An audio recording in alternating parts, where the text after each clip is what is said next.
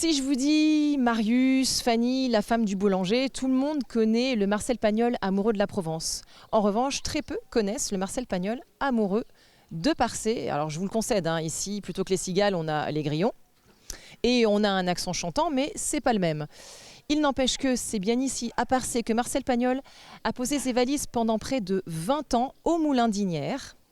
Oui, et c'est aussi ici qu'il a tourné son premier film, Le gendre de Monsieur Poirier, bien avant de tourner en Provence. Alors, elle est pas belle la Sarthe? Allez, c'est parti pour l'exposition sur Marcel Pagnol.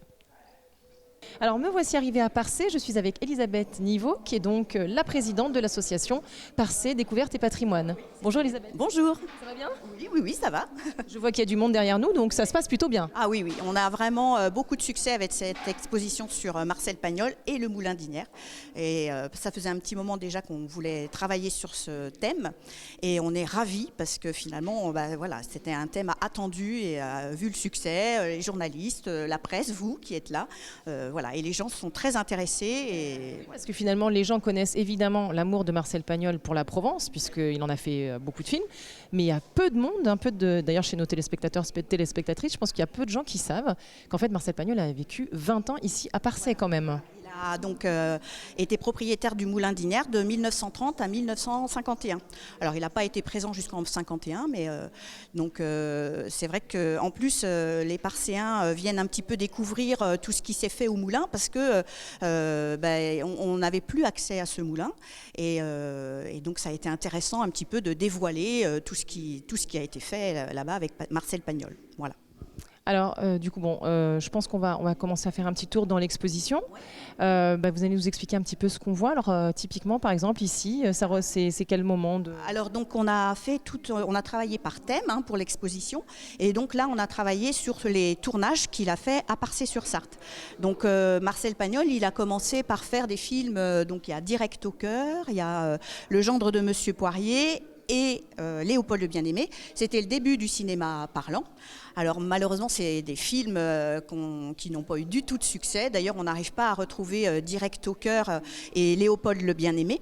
Mais lorsqu'il a fait ses tournages, alors il a fait des décors. On n'a pas retrouvé des décors de Parcé, mais c'est des décors qui ont été fabriqués. Mais finalement, les gens de Parcé ont quand même participé. On a eu des témoignages de gens qui ont dit « Oh, mais moi, ma maman a été figurante dans ce film. » C'est drôle. Et quand il faisait ses tournages, il était installé dans Parcé et il transformait les vitrines, il repeignait et puis il y avait toute une vie dans le village. Ce qui est très important quand même, c'est de dire qu'il a tourné à Parcé avant de tourner en Provence. Donc c'est vraiment l'endroit où il a commencé à réaliser. Voilà, tout à fait. Et il est venu ici en Sarthe grâce à un ami, Monsieur Boulet, qui habitait Dureil. Et donc il voulait un endroit un petit peu pour se mettre au vert. Alors il a fait...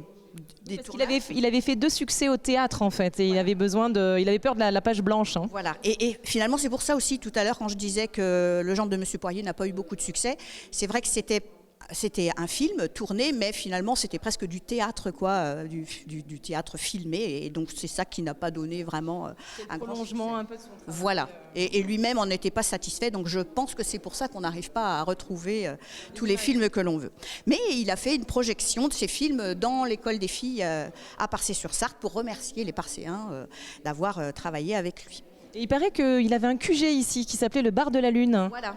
Alors le Bar de la Lune qui existe encore. On l'a en photo ici ou pas?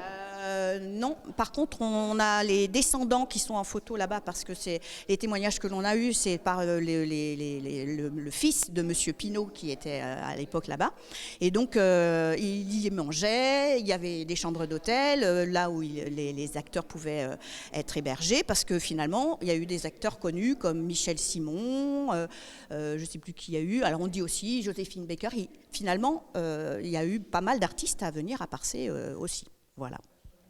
Alors bon, évidemment, il n'y a pas que sa partie cinématographique, il y a aussi ses amours qui ont été hébergés à Isnières. Voilà, alors on a fait justement toute une partie, parce que comme j'ai dit tout à l'heure, Marcel Pagnol, il est venu ici se mettre au vert, mais voilà, il est venu aussi se mettre un petit peu à l'abri pour avoir des amours tranquilles, voilà.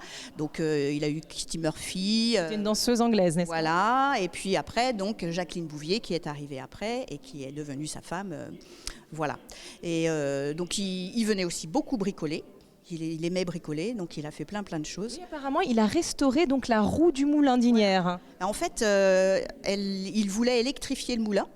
Donc avec son épouse, parce que Jacqueline, dans les témoignages qu'on a vus, dans les lettres, on a fait beaucoup de recherches grâce au livre de Monsieur Dehaye, qui est au Mans, professeur d'histoire au Mans, et qui a un ami de la famille Pagnol et qui a fait déjà beaucoup de recherches sur Pagnol. On s'est inspiré beaucoup de ses bouquins. Et donc Monsieur Dehaye disait que même Jacqueline avait participé à la restauration de la roue. Il voulait électrifier le moulin, surtout pour savoir, pour suivre les infos à la fin, quand les Allemands étaient là, et surtout pour savoir quand il y aurait la libération. Et apparemment, il se dit que il a su que les Américains étaient arrivés grâce à la radio du moulin. Voilà. Et alors justement, là il y a beaucoup de choses. Donc il y a à la fois une période sur le cinéma, il y a des peintures, à ce que je vois, etc. Des représentations peut-être même du moulin d'Inières là-bas, le joli tableau qu'on voit là-bas. Comment vous êtes procuré tous ces documents ? Alors, cette fresque là-bas, c'est une fresque qui était... Alors, c'est Constant Guillemot qui l'a fait. Alors, c'est une reproduction. On a dans le village l'auberge de la Tour, qui est un ancien restaurant. Et sur les murs de l'auberge, il y a 6 fresques comme ça, d'endroits de Parcé, de monuments de Parcé. Et donc, il y a quelques années, on a fait une exposition sur Constant Guillemot et on avait reproduit ces fresques-là. Donc, on trouvait logique, évidemment, de mettre le tableau là. Voilà. Et puis les autres tableaux, on a d'autres artistes qui nous ont sollicités. On a Michel Gonnet-Fracetto sur Parcé, et puis Michel Hiver, qui est aussi un artiste ami du coin, qui a dit nous, on veut bien agrémenter votre exposition en faisant quelques œuvres. Voilà. Donc dans un petit coin de l'expo, il y a des reproductions d'étoiles faites par eux. Donc là, c'est toujours le moulin. Donc, hein. Voilà. Et puis on a aussi des gens qui nous ont contactés parce qu'ils avaient des objets, des livres, le petit appareil photo. J'ai un monsieur qui m'a dit moi j'ai un appareil photo qui aurait pu appartenir à Marcel Pagnol. Bon, on essayait de trouver des ouvrages. Oui, des choses aussi en lien avec Marcel Pagnol à Parcé, parce que sinon évidemment il y avait plein de choses. Voilà. Donc il y a de très jolies affiches, donc ça c'est de ces films. Ouais, voilà, ça a été reproduit. Donc c'est des reproductions qu'on a ragrandies en A3. Alors on a la chance dans l'association d'avoir quelqu'un qui a travaillé à FR3 et qui avait des choses... voilà. On ne cite pas la concurrence. Pardon. Je rigole. Des anciennes... bobine de film, le projecteur, donc voilà, c'est pour agrémenter un petit peu dans le décor. Je vois qu'il y a même un clap de cinéma. Voilà, ça appartenait à Isabelle qui était script, voilà. Donc dans les tableaux, voilà, donc là les visiteurs illustres qui sont venus au moulin, et puis on a fait aussi quelques tableaux sur le Marcel Pagnol bricoleur, qu'est-ce qu'il a fait Il était pêcheur aussi, il me semble. Alors avec la Sarthe, c'est à côté. Alors il aimait pas. On a lu dans les livres qu'il aimait pas trop l'eau pour s'y baigner, mais par contre oui, il aimait bien aller pêcher. J'espère qu'il savait nager tout de même, parce que. Je sais pas s'il savait nager. Terre et boule de gomme. Oui, voilà. Et on raconte, oui, il y a une petite anecdote, quand il avait filmé avec Michel Simon. Michel Simon lui a fait une petite farce à un moment, donc ils ont dû faire une séance et Marcel Pagnol n'était pas d'accord et satisfait. Il a dit on va recommencer et finalement Michel Simon a dû sauter dans l'eau de rage et puis finalement il n'a pas réapparu tout de suite et ils ont vu flotter le chapeau sur la Sarthe et ils se sont dit mon Dieu, qu'est-ce qui s'est passé? Il s'est noyé. Et il s'était gentiment installé sur la berge à côté, il paraît dans le plus simple appareil. Donc il avait simplement voulu faire une farce à Marcel Pagnol, un petit peu parce qu'il n'était pas très content d'avoir à recommencer une scène qui avait déjà été faite. Voilà, des petites anecdotes comme ça. C'est vrai que c'était intéressant de lire. Alors tout ce que l'on a, donc comme j'ai dit tout à l'heure, Thierry Dehaye nous en a fourni pas mal.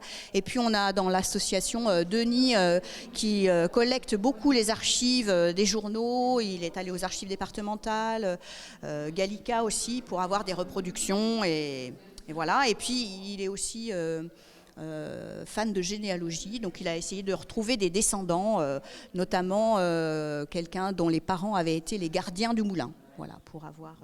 Alors en parlant de moulin, bon là je vois qu'il y a du monde quand même qui est là à l'exposition. Je vois un monsieur qui a l'air très intéressé. Je pense que je vais aller lui demander ce qu'il pense de cette exposition. Puis vous m'avez dit qu'il y avait également la nouvelle propriétaire du moulin d'Ignières. Elle a peut-être voulu acheter parce que c'était Marcel Pagnol qui habitait dedans. On va lui poser la question. Voilà. Mais d'abord je vais aller voir le monsieur peut-être pour avoir son ressenti.